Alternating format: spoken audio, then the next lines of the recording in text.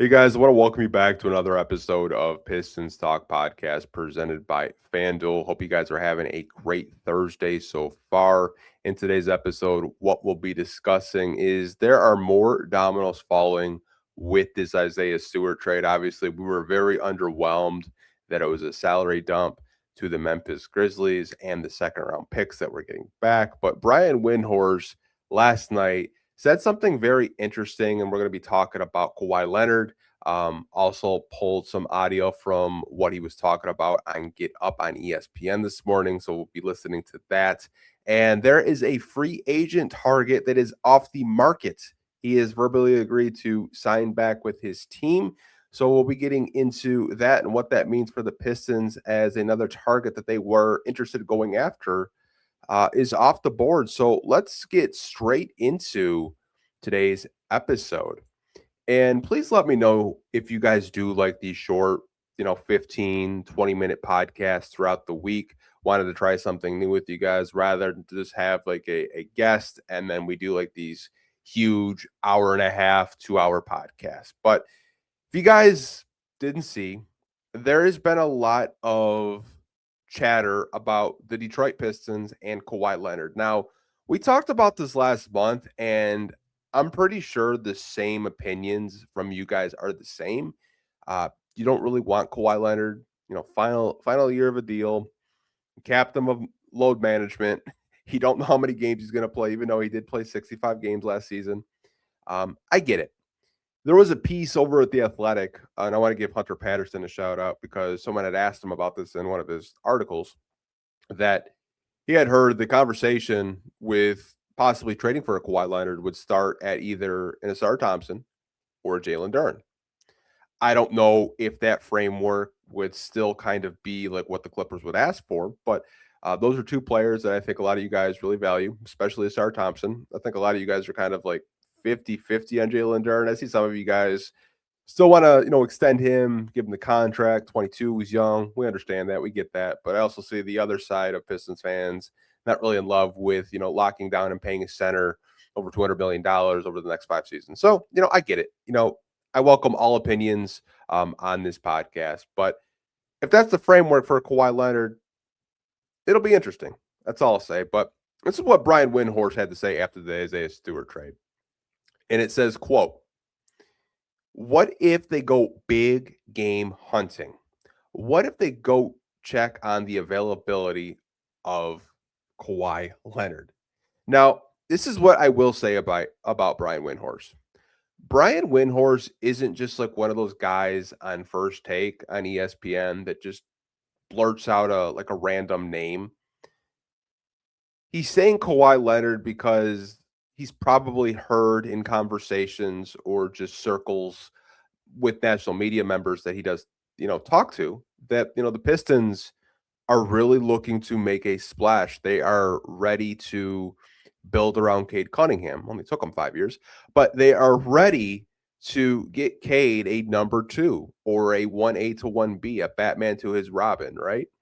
And Kawhi to me is a very big fish. And I kind of wanted to get into the investigation stuff with Kawhi, and we're gonna play about a minute audio clip from ESPN Get Up of Brian Windhorst talking about this again, like 12 hours later, about Kawhi Leonard and the Detroit Pistons' interest. So let me put that on the screen for you guys real quick, and here we go. Is Kawhi Leonard with the LA Clippers. The Kawhi Leonard situation is so prickly and so unusual. Here's why. He is coming off of a season where he was spectacular. Okay, he had one of the best years of his career, and he's had some good years in his career, Randy. Sure. He had one of his best years of his career last season. In a normal set of circumstances, a player of this quality coming off this type of season with 1 year on his contract would be extended very quickly. However, I'm not even sure that the league will allow the Clippers to extend this contract because they're investigating whether this contract is in fact illicit. And so the other thing is, I'm not even sure the league will allow them to trade Kawhi Leonard until there is resolution to this investigation, which 4 weeks ago, Adam Silver said was time to end. So the league is waiting there saying what is going to happen with Kawhi Leonard. But if he is cleared and everything is normal, the Clippers have the choice to extend his contract or trade him. And if they trade him, Detroit wants to be in line.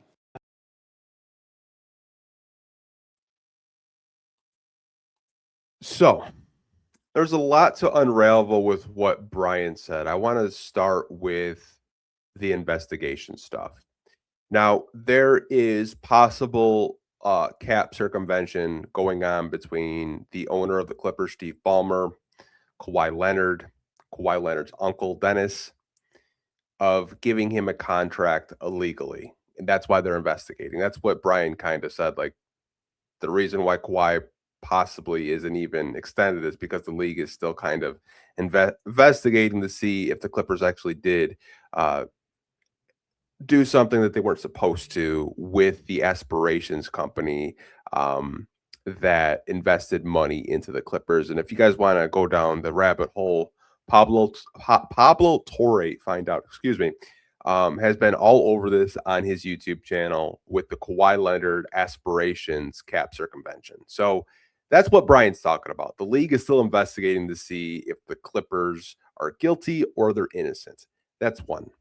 Number two is obviously Kawhi is on the last year of a deal. So he would be an expiring contract after this season. But if you were to trade for Kawhi, you probably extend him immediately just to have him under contract. And there is some more details from Jake Fisher and Mark Stein about this Kawhi intel. So not only are you hearing it from Brian Windhorst that has mentioned it twice in less than 24 hours, you're also hearing the same intel from Jake Fisher and Mark Stein. And they have a lot with this intel. Latest on Kawhi Leonard per Jake Fisher.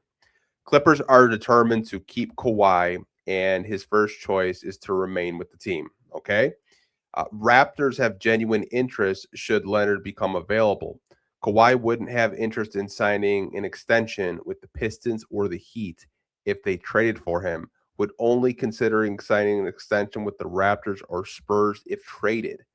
Clippers still feel they have avenues to fortify their roster around Leonard and remain in the Western Conference contention. So there is a lot to unpack there. I think the first thing that really sticks out is the Clippers are determined to keep Kawhi, and its first choice is to remain in California to play with the Clips.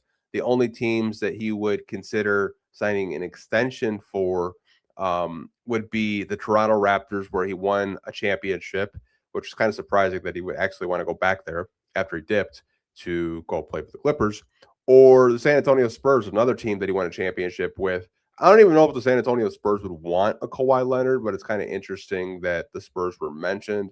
Maybe the Spurs are kind of like a sneaky team that could trade for Kawhi Leonard. They do have assets. They do have tons of young talent, draft capital, stuff like that. Kawhi would not sign an extension with the Detroit Pistons or the Miami Heat.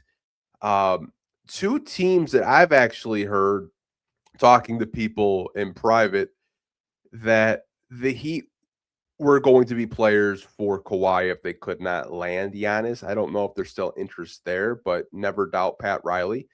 He might be trying to create a brand new super team in Miami. He might. You never know. And the Pistons. I mean, the Pistons have been linked to him for the past month. So obviously, these rumors are more than rumors. There's like actual genuine interest from the Detroit Pistons front office and the organization. And obviously, Kawhi's camp has basically told them, like, yeah, like if you trade for Kawhi, he's not going to resign with the Detroit Pistons. So it would be a 1-year rental. Do the Pistons kind of really want to roll the dice and sign Kawhi for 1 year and hope they can come out of the East and compete for a championship and win the NBA Finals? I'm not entirely sure they want to roll that dice. I mean, we saw Toronto do it. Kawhi wins a championship in Toronto, and he dipped. But it's kind of funny that he would go back to Toronto after he dipped and won a championship. But my personal opinion on this, I think the Pistons are just looking at every avenue. They have been interested in so many players. We're going to get into another player that they were interested in that's off the board. And I think the reason why we see so many names attached to the Detroit Pistons this summer is this is the last offseason where they will actually have flexibility, you guys. The time to make a move is this summer. The time to make a big trade or a semi-big trade is this summer. You don't salary dump Isaiah Stewart for 3 second-round picks if you're not anticipating to upgrade your roster, whether that's at power forward, whether that's at shooting guard, whether you want to get a bona fide star like Kawhi Leonard, who has won 2 championships and is one of the best two-way forwards in this game when healthy. So I think there's a lot of possible names that are still out there.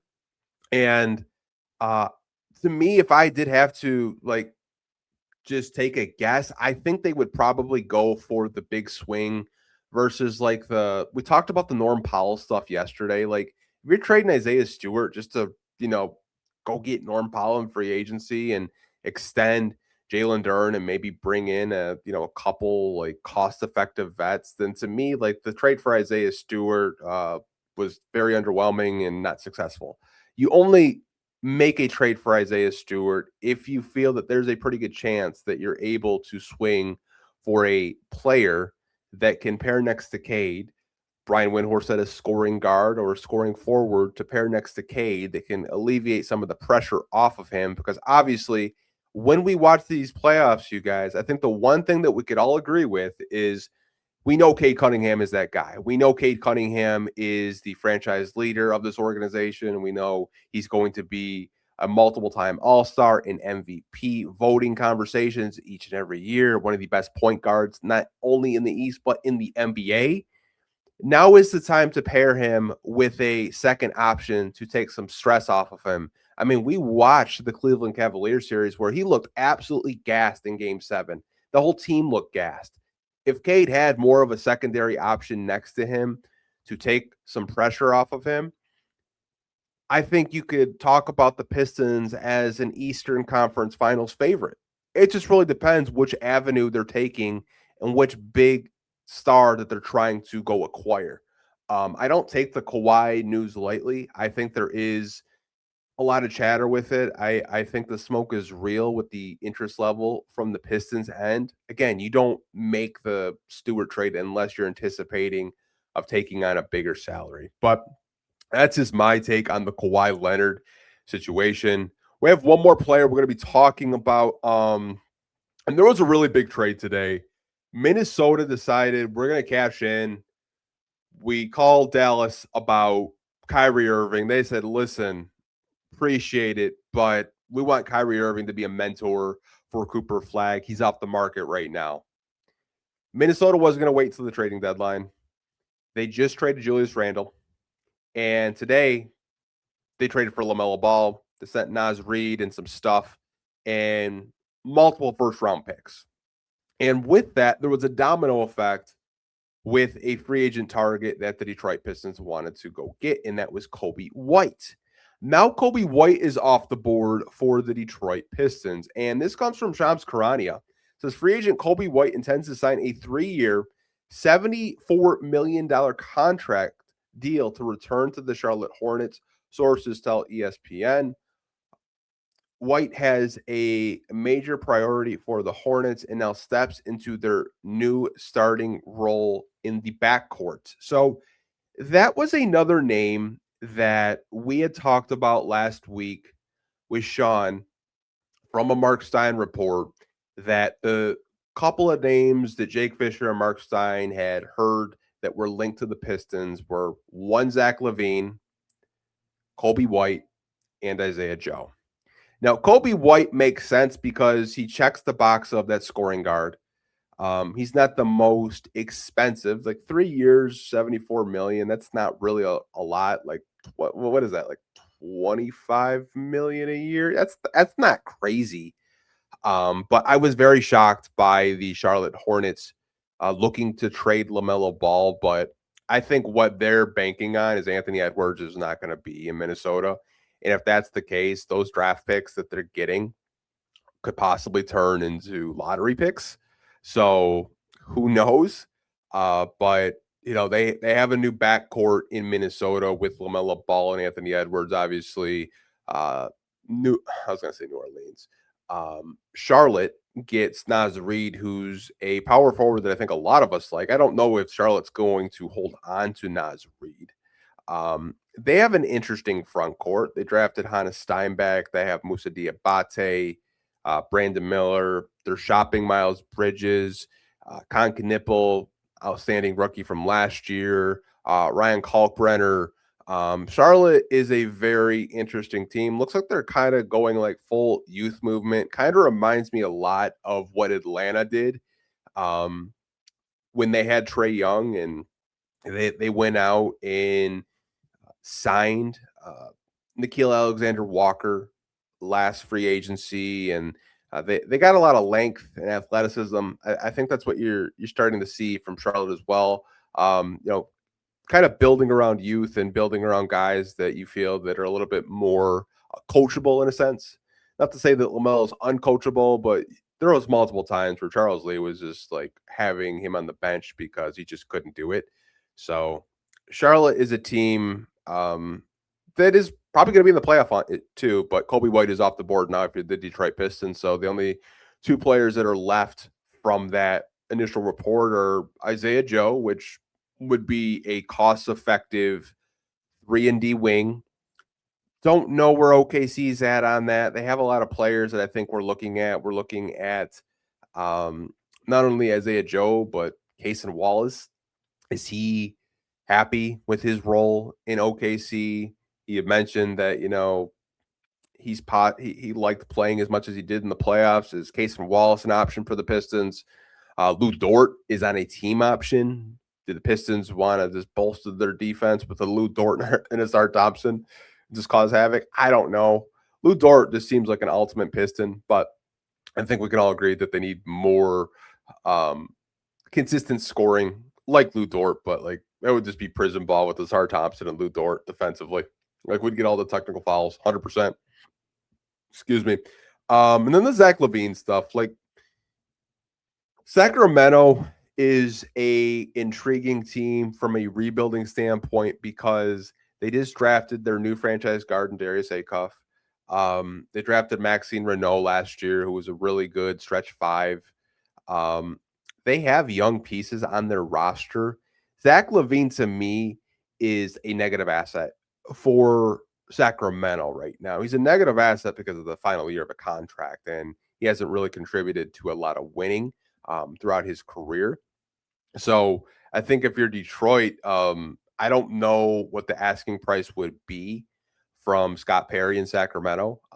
I do think that you can get to that $48 million contract pretty easily with players on your roster and the cap holes that they do have, especially with like Kevin Huerter, or you can include in a trade, like sending him back to Sacramento, but not really sure if their end game was Zach LaVine. If it was, I think that's kind of underwhelming too. I would hope that they're aiming higher than a Zach LaVine. I hope that they're aiming for a young guard or a scoring guard to pair next to Cade in the backcourt, or a forward that you could pair next to Ausar Thompson and Jalen Duren in the front court. But just know that the Pistons are still being extremely active. They do trade for Kawhi Leonard. Doesn't sound like from his camp that he would be thrilled to re-sign with the Pistons or the Miami Heat for that matter. Sounds like his camp has a pretty clear objective of the teams that he would be okay with getting traded to, and that's the Toronto Raptors and the San Antonio Spurs, two of his former teams. I don't think he wants to play the last half of his career on a new basketball team, whether it's the Detroit Pistons or the Miami Heat. But before we do wrap up this podcast, you guys, we have to hear from our sponsors over at the FanDuel Sportsbook. And we have MVP odds out. MVP odds out already. I cannot talk today. Excuse me. So when we're kind of looking at MVP odds, we have our top 8. And Victor Wembanyama is the odds-on favorite at a plus 200. Below him is Shai Gilgeous-Alexander at a plus 330, the reigning MVP. And Nikola Jokic is a plus 550. And you have Luka Doncic at a plus 700. Giannis, top 5 on his new team with the Miami Heat at a plus 1,200. Anthony Edwards at a plus 2,000. Jason Tatum at a plus 2,500. And our very own Cade Cunningham at a plus 3,000. Kind of surprised Cade is actually that low, considering the season that he just had. And I believe, what did he finish? Like fifth in MVP voting? Uh, Kind of surprising Cade is that low, but I feel like a lot of media members, when we talk about awards, when we've talked about awards a lot on this podcast, they're predetermined. Like, I think people are already going to carry the torch for Wemby to win MVP. That's just me. Um, Unless like one of these players just absolutely has a breakout season and just like has their team as like a top 2 seed, um, I could 100% see the media just kind of carrying the torch for Wemby for MVP. But that's just my opinion on it. I was kind of surprised to see Cade that damn low. But let me know what you guys think of this Kawhi Leonard um, interest update of with the Pistons. And they want to be first in line if everything's cleared with the aspirations investigation. Coby White's off the board now. Who else could the Pistons possibly targeting? We'll keep you guys updated on these podcasts. What I'm going to do now is I have not had a chance yet to watch the Abuka Akori presser that came out earlier this morning. So I'm going to go check that out. But we will talk to you guys very soon. Hope you guys have a great rest of your day. And as always, go Pistons. Peace.